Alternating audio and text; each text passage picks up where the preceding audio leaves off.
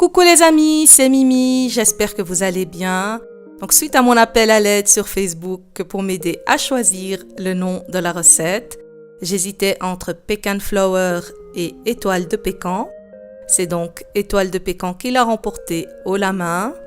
Donc pour réaliser cette superbe recette excellente, explosive en bouche, il nous faudra bien sûr 300 g de noix de pécan entières qu'on va griller au four. Et dans le paquet, il nous reste toujours des petits morceaux qu'on va également griller. Ceux-là vont servir à la déco. Je les ai donc mis à griller à 160 degrés pendant à peu près 10 minutes. On a également besoin de 150 g de chocolat au lait qu'on va mettre à fondre un peu plus tard. J'ai de la fleur de sel pour une petite touche exceptionnelle à la fin. J'ai du caramel beurre salé. Donc on commence par le caramel. C'est la même recette que celle de Mimi, sauf qu'on va diviser les portions en deux, sinon on se retrouve avec trop de caramel. J'ai 90 g de sucre et 55 g de beurre que je fais fondre et que je laisse colorer jusqu'à ce qu'il y ait une belle couleur brunâtre. Et en une fois, à l'aide d'une manique, je viens fouetter le tout et je verse ma crème par-dessus. Voilà, mon caramel est prêt, mais pas encore assez prêt pour la recette. On va le faire monter jusqu'à 112 degrés. Comme ça, on va obtenir une texture comme un bonbon caramel, comme les petits caramels mous qui se vendent en magasin. Donc, dès que j'atteins 112 degrés, on stoppe la cuisson. Allez, 111 presque, voilà, on est à 112 degrés. On va maintenant stopper la cuisson et je continue juste à fouetter 2-3 minutes. Et je réserve 5 minutes top chrono sur le côté. Le temps que le caramel refroidisse, je viens former mes étoiles de pécan. Je prends donc 5 noix de pécan à la fois et je fais une petite fleur. Plutôt une étoile, ouais, on avait voté pour une étoile, mais ça ressemble aussi à une fleur. Voilà, après 5 minutes, le caramel est au top.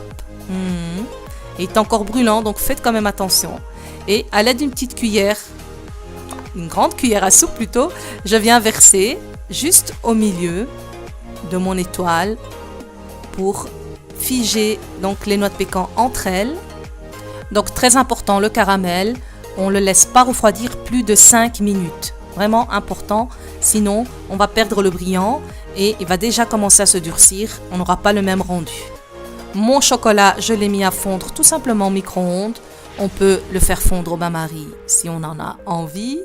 Donc je viens tout simplement verser également une cuillère à soupe par-dessus le caramel. Trop bon. J'en ai l'eau à la bouche. J'ai envie de traverser l'écran, de croquer dedans et de me goinfrer de noix de pécan. Trop bon. Voilà, maintenant j'ajoute une pincée, une petite touche de fleur de sel par-dessus. Super. Le chocolat, on peut très bien, si on veut, mettre du chocolat noir ou du chocolat blanc également. Les petits morceaux de noix de pécan, je les ai simplement cassés, coupés avec mes doigts à la main.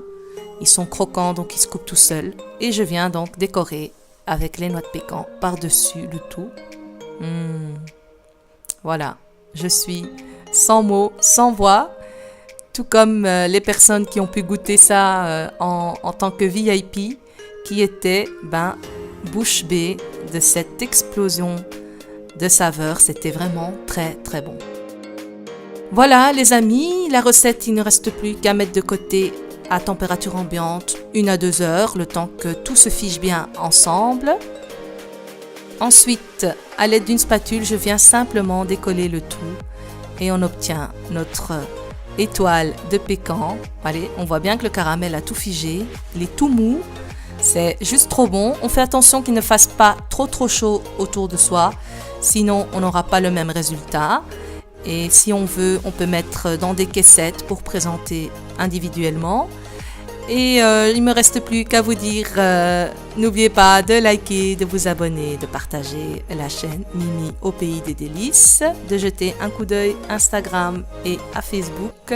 Moi je vous dis merci et à très très bientôt pour une nouvelle recette. Ciao ciao!